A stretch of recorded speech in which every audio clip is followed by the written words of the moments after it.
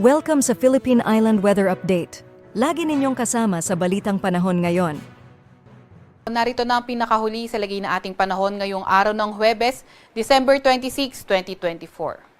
Patuloy pa nga rin yung epekto ng Intertropical Convergence Zone sa Mindanao at ngayon nakakaapekto na rin ito sa Palawan. Samantalang Northeast Monsoon o amihan naman, patuloy pa nga rin din yung epekto nito sa Northern Luzon. Asahan natin yung maulap na papawirin at mga kalat-kalat na pag-ulan, pagkidlat, pagkulog sa Mindanao, sa Negros Island Region, sa Central Visayas, sa may Leyte, Southern Leyte at Palawan dahil naman yan sa ITCZ o Intertropical Convergence Zone.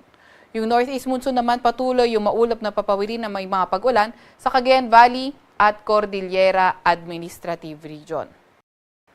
Para naman sa lagay ng panahon sa nalalabing bahagi ng bansa, mas magandang panahon kung saan sa may Ilocos Region, mga tsansa lamang ng mga may hinang pag-ulan yung posible at sa Metro Manila at nalalabing bahagi ng bansa, may mga tsansa naman ng mga localized thunderstorms. Sa kasalukuyan, wala rin naman tayo na monitor na low pressure area or bagyo sa loob or malapit sa ating Philippine Area of Responsibility. Para naman sa lagay ng ating panahon bukas, inaasahan nga natin na posible sa may extreme northern Luzon, pati na nga rin sa may Cordillera Administrative Region, epekto ng Northeast Monsoon, yung maulap na papawirin at may mga pag-ulan. Samantalang shearline naman magdadala ng mga paulan sa may silangang bahagi ng Cagayan Valley, more on sa nalalabing bahagi ng Cagayan Valley nga. So, dito naman sa may Bicol Region, asahan din natin na posible yung maulap na papawirin at mga kalat-kalat na pag-ulan, pagkidlat at pagkulog. Para naman sa lagay ng panahon sa Ilocos Region, posible rin naman partly cloudy to cloudy skies at may mga tsansa na may hinang pag-ulan. At sa kabilang dito ang Metro Manila at sa nalalabing bahagi ng Luzon, posible yung mga tsansa ng mga localized thunderstorms. Also, yung Palawan by tomorrow, posible makaapekto yung ITCZ kaya posible rin maging maulan sa area nila. Agwat ang temperatura bukas sa Metro Manila ay 23 to 29 degrees Celsius, 16 to 24 degrees Celsius sa may Baguio at 22 to 27 degrees Celsius sa may Tagaytay. Agwat naman ang temperatura bukas sa Puerto Princesa at Calayan Islands ay 24 to 31 degrees Celsius. Para naman sa lagay ng panahon sa Visayas at Mindanao, by tomorrow, inaasahan na nga natin na sa Mindanao, pati na rin sa may Negros Island Region, Central Visayas, pati na rin sa Eastern Visayas, posible pa rin na magdala ng mga paulan ang Intertropical Convergence Zone o ITCZ. Sa nalalabing bahagi naman ng Visayas, partly cloudy to cloudy skies na may mga tsansa pa nga rin ng mga localized thunderstorms.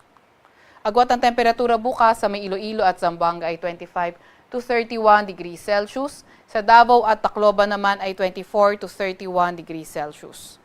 28 or 26 to 31 degrees Celsius sa Cebu at sa may Cagayan de Oro ay 26 to 31 degrees Celsius.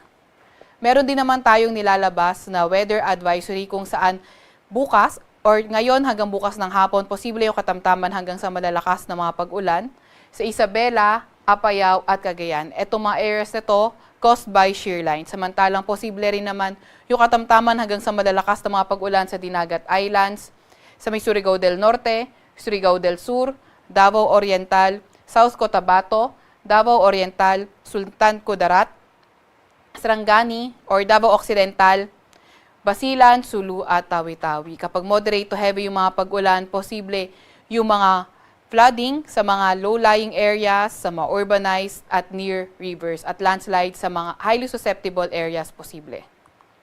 Bukas naman ng hapon hanggang Sunday ng hapon, meron tayong inaasahang heavy to intense na mga pag-ulan dito sa may Cagayan. Kapag heavy to intense yung mga pag-ulan, numerous flooding events likely sa mga area na urbanized, low-lying or near rivers at landslide likely to in moderate to highly susceptible area. So asahan nga natin sa may Isabela naman at Apayao, moderate to heavy na mga pag-ulan. Ito naman ay dahil sa shearline. Yung Intertropical Convergence Zone o ITCZ, posible rin magdala ng moderate to heavy na mga pag-ulan bukas sa Leyte, Southern Leyte, Dinagat Islands, Surigao del Norte, Surigao del Sur, Davao Oriental, kabilang na nga ang Palawan. And then, pagdating ng Saturday afternoon to Sunday afternoon, moderate to heavy na mga pag-ulan dahil sa shearline sa Isabela at Cagayan. Intertropical Convergence Zone naman o ITCZ, posible magdala ng moderate to heavy rain sa Samar, Eastern Samar, Leyte, Southern Leyte, Dinagat Island, Surigao del Norte at Surigao del Sur. Wala pa rin naman tayong nakataas na gale warning sa kahit na anong dagat baybay ng ating bansa, pero pinag-iingat pa nga rin natin yung mga papalaot sa Northern Luzon at silangang bahagi ng ating bansa dahil posible yung katamtaman hanggang sa maalong karagatan.